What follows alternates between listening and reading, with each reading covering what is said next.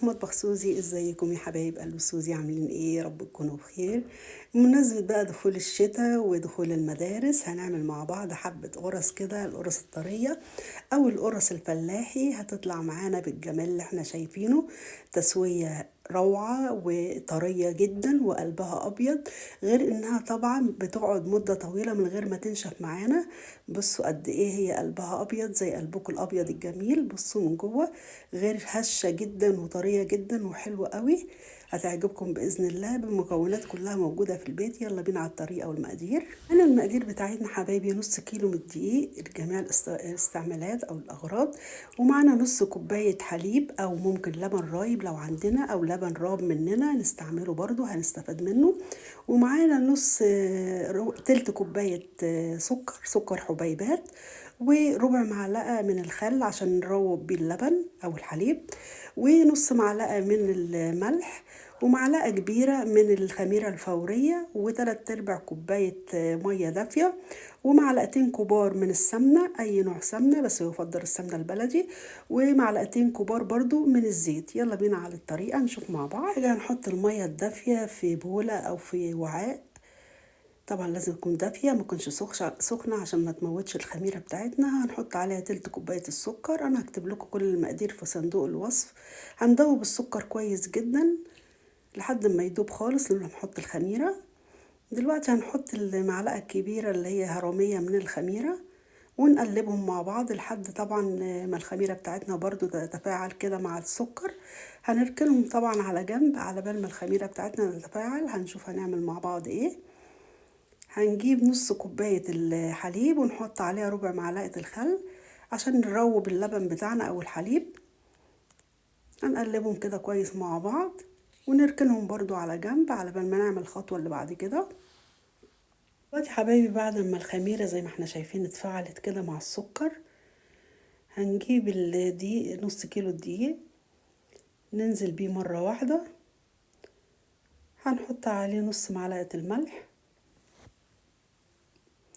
هنقلبهم الأول كده مع بعض بإيديا، لولا ما هننزل باللبن الرايب تدريجيا، ما ننزلش بيه مرة واحدة على حسب ما يحتاج العجينة بتاعتنا. هنجيب اللبن الرايب ننزل بيه جزء جزء، مش ننزل بيه مرة واحدة على حسب ما العجينة هتحتاج. هي أخدت مني نص كوباية زائد معلقة كبيرة، هنزل بجزء تاني. أهم حاجة العجينة بتاعتنا تتعجن كويس جدا. لو عندنا في المرحلة دي عجانة ممكن نعجنها في العجانة، هيكون أحسن طبعا، بس أنا حبيت أعملها على إيديا لأن مش كل الناس عندها. هنزل ببقية الحليب. طبعا زي ما احنا شايفين لسه في دقيق. أهم حاجة بس ندعكها أو نعجنها كويس جدا لون لما ننزل بالزبدة والزيت. زي ما احنا شايفين لسه محطناش بقية السوائل اللي هي السمنة والزيت. العجينة بتاعتنا حلوة كده مش محتاجة حاجة. هنحط السمنة والزيت دلوقتي عليها، وفي المرحلة دي لازم نعجن العجينة كويس جدا لمدة 4 دقايق. هنحس الأول كده العجينة بتاعتنا فككت عن بعضها أو فصصت عن بعضها. مع العجن الكويس هتلم تاني وهتبقى عجينة هشة وطرية وجميلة جدا. بصوا العجينة بتاعتنا فصصت عن بعضها ازاي، مش عجينة يعني متماسكة مع بعضها. بصوا بس مع العجن طبعا هنشوفها هتبقى عجينة حلوة جدا وطرية وهتتلم في ايدينا. هنشوفها مع بعض. وده شكل حبايب العجينة بعد ما انا عجنتها حوالي 4 دقايق. ده لو على ايدينا زي ما احنا شايفين العجينة قد ايه هي طرية. وبصوا طرية جدا ومش بتلزق بس في ايدينا. اهم حاجة طبعا نغطيها وندفيها في مكان دافي ونسيبها حوالي نص ساعة او 40 دقيقة. انا اغطيها بالاسترتش راب واحطها في مكان دافي ونرجع نشوفها بعد ما تخمر. احنا هنعرف انها خمرت بسبب ان هي هتكون طبعا الحجم بتاعها اتضاعف. يا حبايبي العجينة بتاعتنا بعد ما حجمها اتضاعف زي ما احنا شايفين كده عدى عليها نص ساعة بالظبط. بصوا قد ايه هي العجينة خمرانة وجميلة جدا. ده دليل الخميرة بتاعتنا كانت كويسة جدا. هنحطها على البلانشة نفردها كده بإيدينا فردة بسيطة عشان نبتدي نقطع العجينة بتاعتنا الكور متساوية. هنقطعها بالقطاعة كده بالطول. لو مش عندنا، أنا وزنتها على الميزان، كل كورة كانت 65 جرام، هنشوفها مع بعض.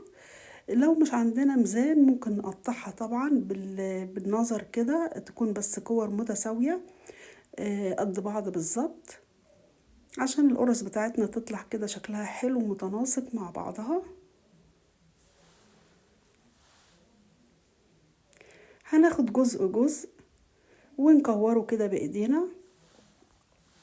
اهم حاجة بس نقفل الكورة او القرصة من تحت كويس جدا عشان ما تفتحش معانا في التسوية.